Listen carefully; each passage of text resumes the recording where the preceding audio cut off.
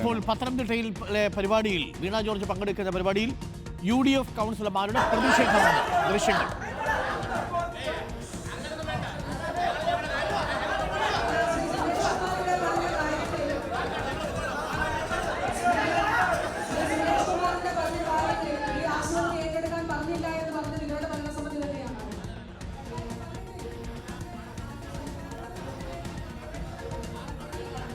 പത്തനംതിട്ടയിൽ ആരോഗ്യവകുപ്പ് മന്ത്രി ആലോചിക്കാൻ പോകുന്ന സ്റ്റേഡിയത്തിന്റെ നിർമ്മാണോദ്ഘാടനം ബഹുമാനപ്പെട്ട അബ്ദുറഹ്മാൻ മിനിസ്റ്റർ ഇവിടെ നിർമ്മാണോദ്ഘാടനം നിർവഹിക്കുമ്പോൾ ശ്രീ സുരേഷ് കുമാർ ഉൾപ്പെടെയുള്ളവരുടെ നേതൃത്വത്തിൽ അപ്പുറത്തൂടെ കരിങ്കൊടി വെച്ച് പ്രതിഷേധം നടത്തി.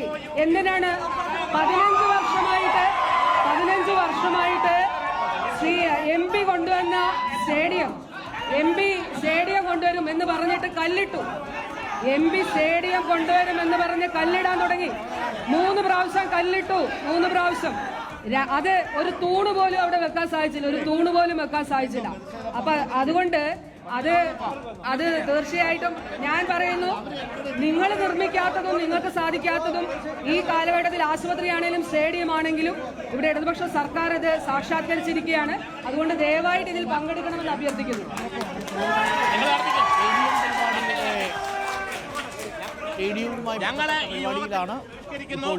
ജനാധിപത്യ വിരുദ്ധമായ ഒരു നടപടിയാണ് സ്വീകരിച്ചിരിക്കുന്നത്. ആ ജനാധിപത്യ വിരുദ്ധ പ്രതിഷേധിക്കാൻ വേണ്ടിയിട്ടാണ് ഞങ്ങൾ വന്നത്. അല്ല, ഞങ്ങൾ ആരെയും ആക്രമിക്കാനോ അടിക്കാനോ ഒന്നുമല്ല ഞങ്ങൾ വന്നത്. അതുകൊണ്ട് ഞങ്ങളെ പോകാനുള്ള നടപടി സ്വീകരിക്കണം. ഞങ്ങൾ